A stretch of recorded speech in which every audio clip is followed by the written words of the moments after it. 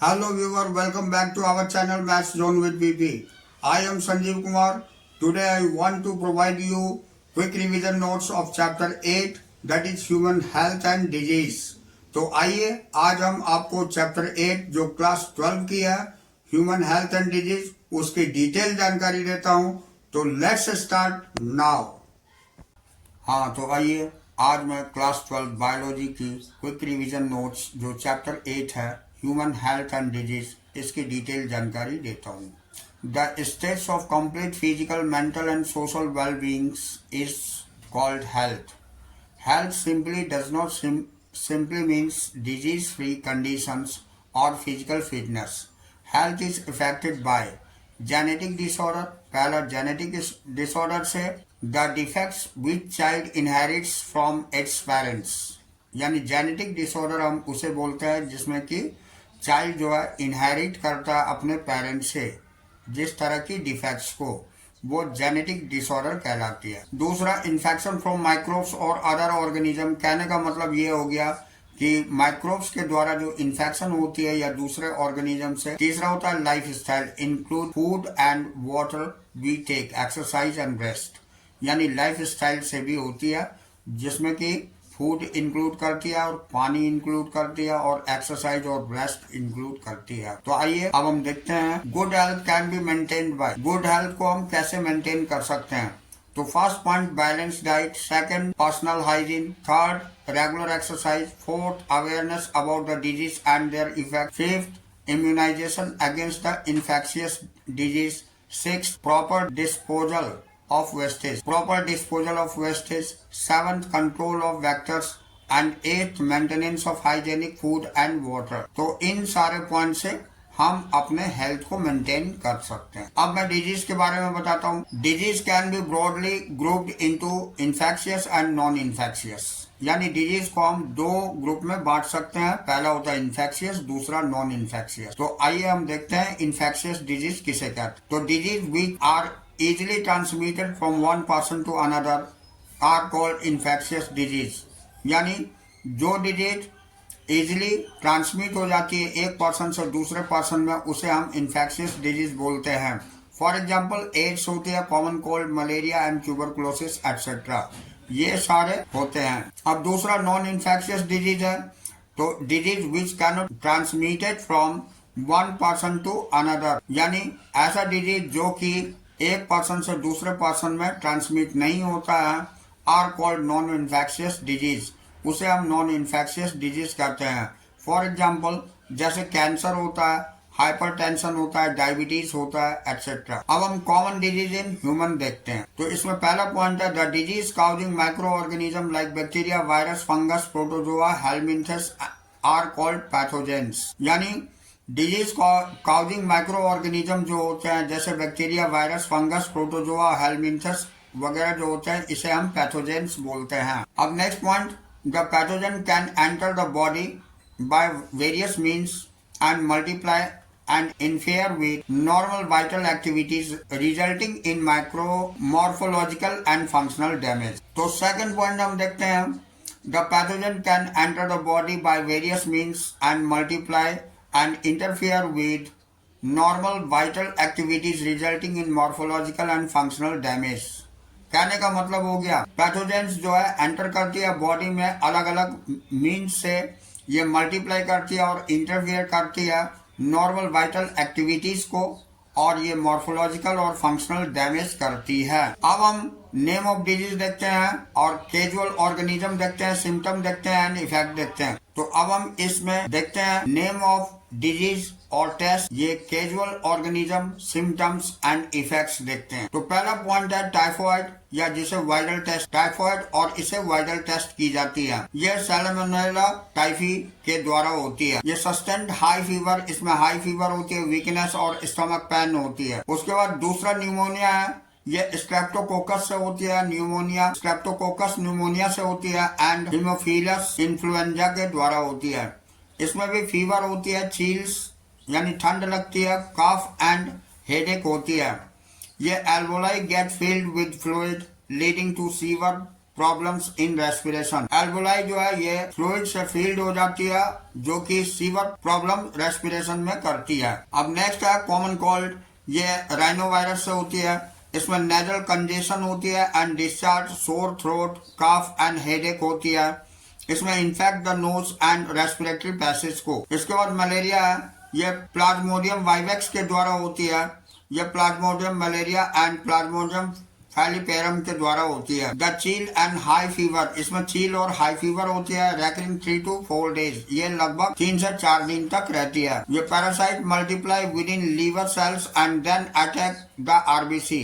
पहले ये liver cell को ये पैरासाइट इफेक्ट करती है, उसके बाद अटैक करती है आरबीसीज पर। उसके बाद हम अमीबायोसिस देखते हैं, अमीबायोसिस और अमीबिक डिसेंट्री, ये एंटामीबा हिस्टोलिटिका के द्वारा होता है। इसमें कॉन्स्टिपेशन हो जाती है, एब्डोमिनल पेन होती है, क्रैम्प्स होती है, स्टूल विद म्यूकस होती है एंड ब्लड क्लॉट होती है। ये इन्फेक्ट लार्ज इंटेस्टाइन, ये लार्ज इंटेस्टाइन को इन्फेक्ट करता है। उसके बाद नेक्स्ट पॉइंट एस्केरिस है, तो इसमें एस्केरिस हेलमिंथस के द्वारा होता है। ये इंटरनल ब्लीडिंग होती है, मस्कुलर पेन होता है, फीवर होता है, एनीमिया होता है। और ये healthy person get infected through water और वेजिटेबल एक्सेट्रा। हेल्दी पर्सन जो है ये इन्फेक्टेड हो जाता है वाटर से या वेजिटेबल से। उसके बाद ये एलिफेंटाइटिस और फाइलेरियासिस कहलाता है, ये वुचरेरिया बैंक्रोप्टी के द्वारा होती है।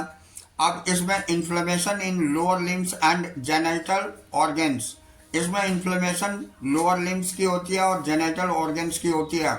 ये lymphatic vessels of lower limbs get blocked, इसमें लिम्फेटिक वेसल जो है लोअर लिम्स की ब्लॉक हो जाती है। अब नेक्स्ट है रिंगवॉर्म, तो ये माइक्रोस्पोरियम ट्राइकोफाइटन और एपिडर्मोफाइटन के द्वारा होती है। इसमें अपीयरेंस ऑफ ड्राई स्कैली लेशंस और वेरियस पार्ट्स ऑफ बॉडी में होती है। ये इन्फेक्ट करती है स्किन को, नेल को एंड स्कैल्प को। अब हम लाइफ साइकिल ऑफ प्लाज्मोडियम देखते हैं, तो plasmodium enter the human body as small sporozoites through the bite of infected female anopheles mosquito and multiplies within the liver cells, later attack the RBC resulting the rupture and release the toxic substance hemojoin which is responsible for high fever and chill recurring every 3 to 4 days। कहने का मतलब हो गया Plasmodium enter करता है human bodies में sporozoites के द्वारा, जो फीमेल एनोफिल्स के बाइटिंग से होता है और ये मल्टीप्लाई करता है लीवर सेल के अंतर्गत और बाद में आरबीसी को अटैक करता है और ये रैप्चर करता है, रिलीज करता है टॉक्सिक सब्सटेंस जिसको हीमोजॉइन बोलते हैं, और जो रिस्पॉन्सिबल होता है हाई फीवर के लिए और चील यानी ठंड लगने के लिए। ये लगभग 3 से 4 दिन तक कंटिन्यू बार बार होती रहती है। अब ये malarial parasite requires 2 host, malarial parasite में 2 होस्ट की जरूरत होती है, human and anopheles mosquito to complete their life cycle. इसकी लाइफ साइकिल को कंप्लीट करने के लिए 2 होस्ट की जरूरत होती है। पहला होता है ह्यूमन, दूसरा होता है anopheles mosquito. A female anopheles is the vector of this disease to human beings. Female anopheles जो होती है यही वेक्टर होती है इस डिजीज को ह्यूमन बींग में फैलाने के लिए। Flow chart to show life cycle of plasmodium, plasmodium की लाइफ साइकिल को दिखाने के लिए ये फ्लो चार्ट दिखाई गई है।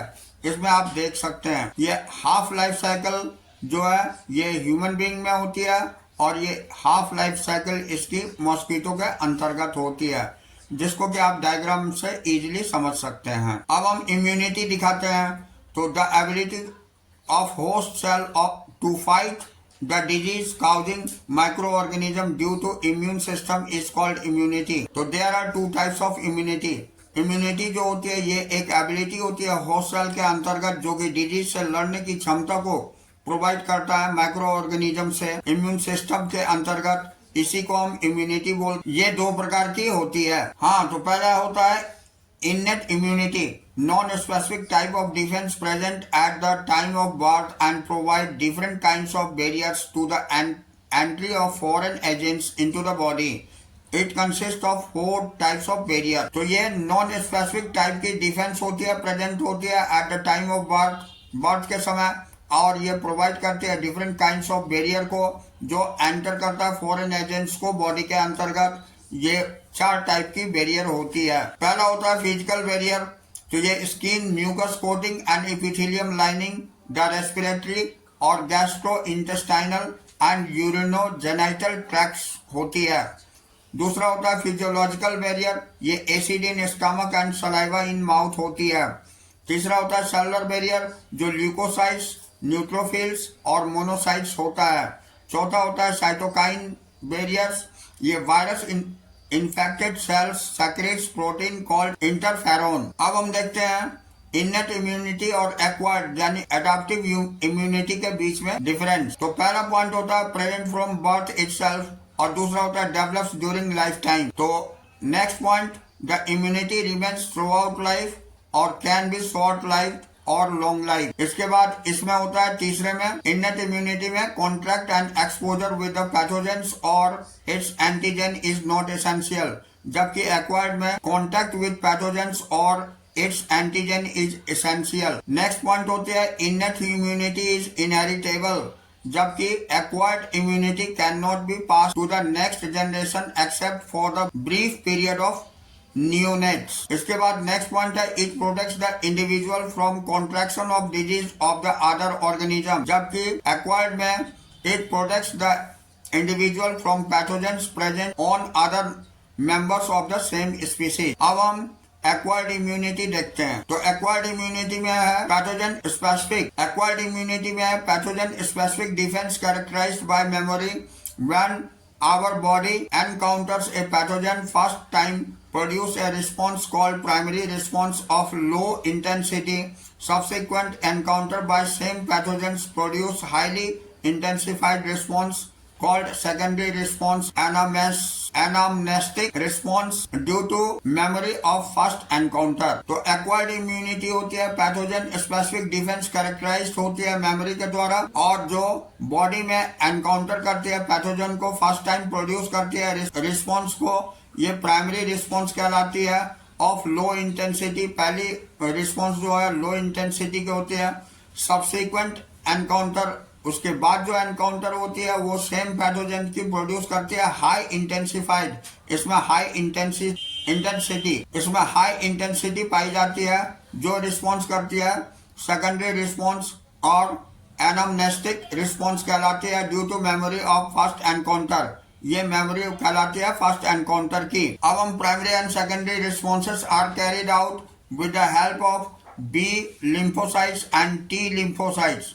B lymphocytes produced army of protein called antibodies, each having 2 light or 2 heavy chains. It involves 2 type of lymphocytes, तो जिसमें कि 2 टाइप की lymphocytes पाई जाती है।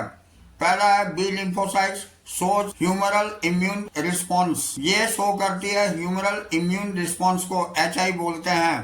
अब T lymphocytes show cell mediated immunity यानी CMI कहलाती है। अब स्ट्रक्चर ऑफ एन एंटीबॉडी देखते हैं। इसमें फर्स्ट पॉइंट है the antibodies are protein molecules called immunoglobulins and are of various types like IgA, IgM, IgE, IgG।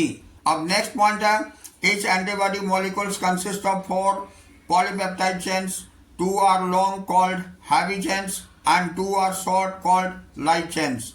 Both are arranged in the shape of Y, hence the antibody is represented as H2L2। यहाँ antigen binding sites दिखाया जा रहा है variable region of heavy chains की, ये heavy chain दिखाई जा रही है और ये लाइट चेन दिखाया गया है। अब ये variable region of light chain की ये दिखाई गई है, ये constant region of light chains दिखाया जा रहा है। यहाँ पर आपको constant region of heavy chains भी शो हो रही है और ये हैवी चेन दिखाया जा रहा है। डाइसल्फाइड ब्रिज इसके बीच में होती है, तो ये वाई शेप की होती है। अब हम नेक्स्ट पॉइंट देखते हैं on the basis of production of antibodies immunity can further categorised as. पहला होता है active immunity, body produce its own antibodies against antigens. दूसरा होता है passive immunity, readymade antibody is transferred from the individual to another. और तीसरा होता है colostrum contains antibodies IgA is an example of passive immunity provided by the mother to her child। अब हम आगे देखते हैं तो different type of antibodies produce the blood include IgA, IgM, IgET। तो they are called humoral immune response due to presence in blood। अब human immune system can distinguish between self and foreign molecules or foreign bodies. Sometimes due to the genetic or unknown reasons, the body attacks self cells. This result in damage to the body and called autoimmune disease. ये rheumatoid arthritis is due to this effect. अब हम allergies देखते हैं. तो the exaggerated response of immune system to certain antigens present in the environment is called allergy. The substance to which such immune response is produced is called allergens. The antibodies produced due to these IgE types. Allergy is due to secretion of chemicals like histamine and serotonin from the mast cell. अब हम immune system in bodies देखते हैं. तो the immune system includes lymphoid organs, tissue cells and soluble molecules like antibodies. अब next point देखते हैं. तो lymphoid organs are the organ where origin or maturation of proliferations of lymphocytes occurs. Primary lymphocytes organ includes bone marrow and thymus. तो lymphocytes organ जो होती है ये origin और maturation proliferate करती है lymphocytes में, और जो primary lymphocyte organ include करती है bone marrow और thymus को. अब after maturation lymphocytes migrates to secondary lymphocytes. Lymphoid organ like spleen, lymph node, tonsils, pairs, patches of small intestine and appendix. So they provide the sites for interaction lymphocytes with antigens. अब हम next point देखते हैं. तो there is a lymphoid tissue also located within the lining of respiratory, digestive and urogenital tracts called mucosal associated lymphoid tissues. ये lymphoid tissue जिसे malt बोलते हैं, it consists 50% of lymphoid tissue in human body. जो 50% lymphoid tissue हमारे human body में बनाती है. अब हम एक्स देखते हैं जिसे एक्वायर्ड इम्यूनोडिफिशियंसी सिंड्रोम बोलते हैं. Was first reported in 1981. It is caused by HIV. Human immunodeficiency virus के द्वारा होती है. Retrovirus transmission of HIV virus occurs by. ये ट्रांसमिशन HIV वायरस की पाई जाती है. तो पहला पॉइंट है sexual contact with infected persons. अगर सेक्सुअल कांटेक्ट होती है इन्फेक्टेड पर्सन से तब होती है. दूसरा transfusion of contaminated blood and blood products. तीसरा होता है sharing infected needles as in intravenous drug abusers. चौथा होता है infected mother to her child through placenta. और ये replication of retrovirus in macrophages अब हम देखते हैं. तो इसमें ये फ्लो चार्ट से दिखाई गई है. ये पूरी लाइफ साइकिल इस तरह से क्लियर होती है. तो फर्स्ट वायरस एंटर करता है मैक्रोफेजेस में. उसके बाद RNA genome of the virus gets release to form viral DNA with the help of enzyme reverse transcriptase. उसके बाद वायरस आ जाती है. Viral DNA gets incorporated into the host cells DNA में आ जाती है. और उसके बाद now viral DNA direct host cells DNA to produce viral particles. उसके बाद ये simultaneous HIV enter into the lymphocytes and replaces produced properly virus. उसके बाद ये progeny virus are released into the blood. उसके बाद ये आ जाती है it attacks the T lymphocytes. उसके बाद the process is recovered. उसके बाद ये होता है next point, it leads to the decrease in the number of hoppers या soil in the body. उसके बाद as a result immunity declines. तो इस तरह से वायरस इन्फेक्ट करती है. रेप्लिकेशन वायरस की होती है मैक्रोफेजेस में. अब हम नेक्स्ट पॉइंट देखते हैं. एड्स और HIV does not spread by physical contact. It spreads only through body fluids. There is always time lag between infections and appearance of symptoms that may vary from 5 to 10 years. A diagnostic test of AIDS is ELISA, enzyme-linked immunosorbent assay. The treatment of this disease with the antiretroviral drug is partially effective and just prolonged the life but not prevents the death. ये इसमें flow chart में दिखाई गई है. अब मैं आपको cancer के बारे में बताता हूँ. तो cancer is one of the most dreadful disease in human beings and is major cause of death all over the world. Normal cells show the property called contact inhibition of by virtue of which contact with the other cells inhibit their uncontrolled growth. Cancer cell loss their properties. तो यहाँ देखते हैं normal cell और cancer cell की comparison. तो normal cell have uniform जबकि cancer cell have large variety of sizes and shapes.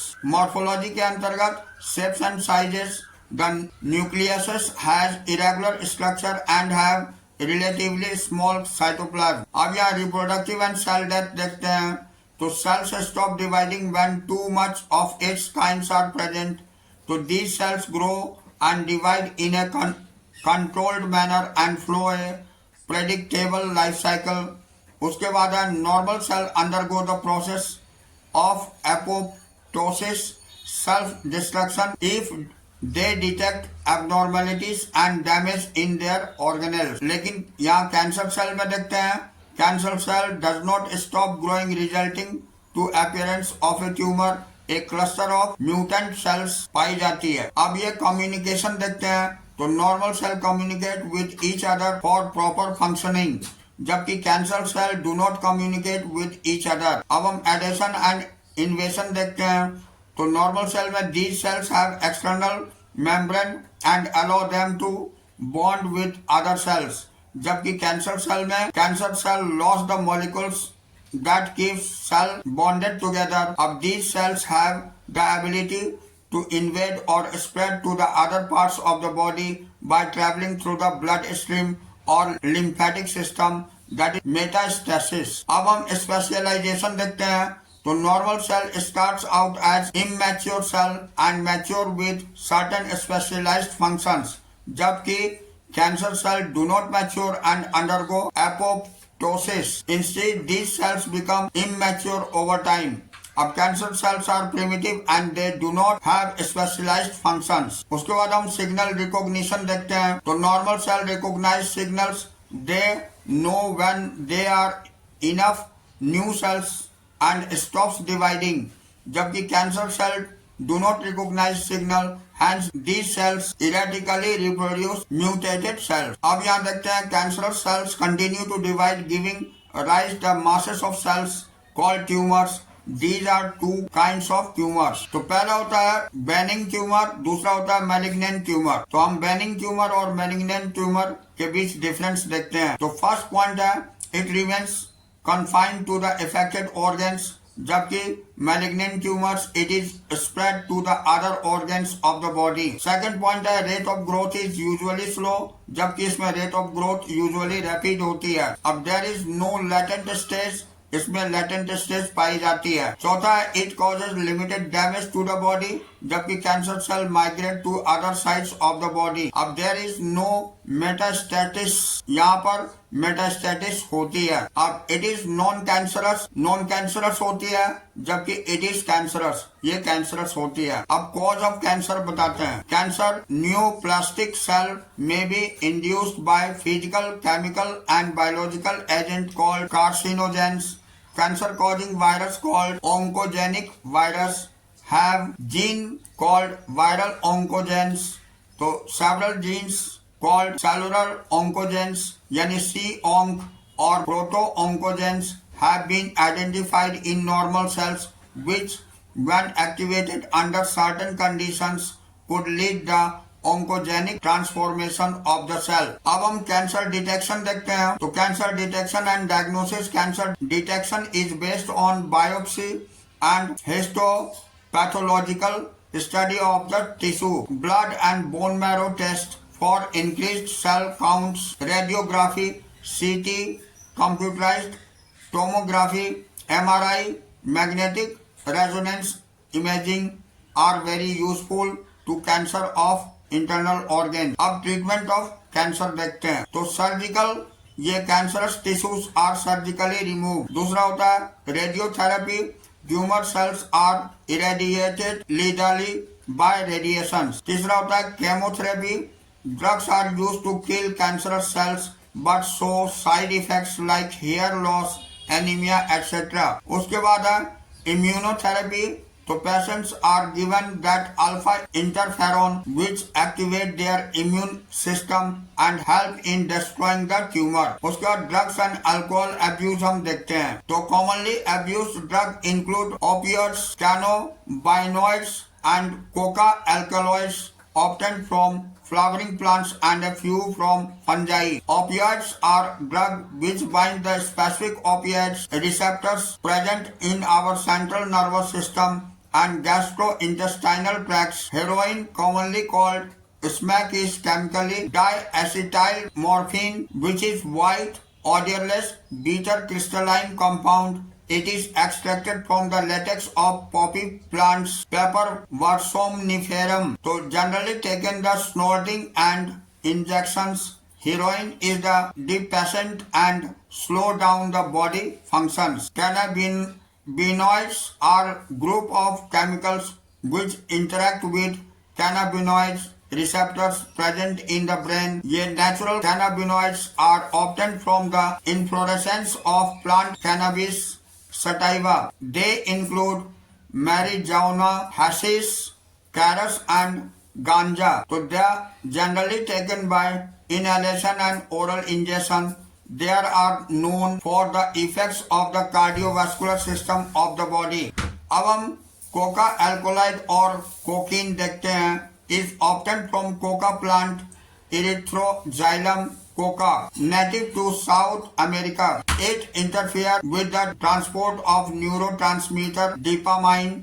Cocaine, commonly called coke or crack, is usually snorted. It has a potent simultaneous actions on central nervous systems, producing a sense of euphoria and increased energy. अब हम adolescence and drug abuse देखते हैं। तो इसमें पहला point है adolescence is the period during which the child becomes mature. Adolescence वो period होते हैं जबकि बच्चे जो है मैच्योर होने लगते हैं। It is between 12 to 18 years of age. ये 12 से 18 वर्ष की एज में होती है। कॉज ऑफ ड्रग अब्यूज, इसमें पहले ये होती है क्यूरियोसिटी, दूसरा होता है एडवेंचर, तीसरा होता है एक्साइटमेंट, चौथा होता है एक्सपेरिमेंटेशन और पांचवा होता है stress of pressure to excel in examination. इसका इफेक्ट देखते हैं। Effect of drug alcohol abuse, ये रेकलेस बिहेवियर हो जाता है, मैलिशियस मिस्चीव होता है, वायलेंस हो जाता है, ड्रॉप इन एकेडमिक परफॉर्मेंस हो जाता है और डिप्रेशन, आइसोलेशन और एग्रेसिवनेस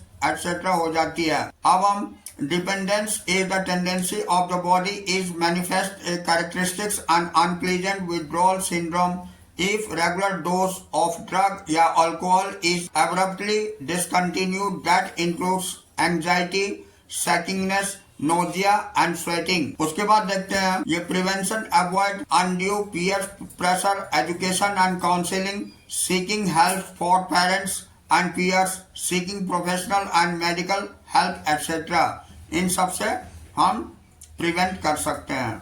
तो that's all this chapter. We will meet again on the next class.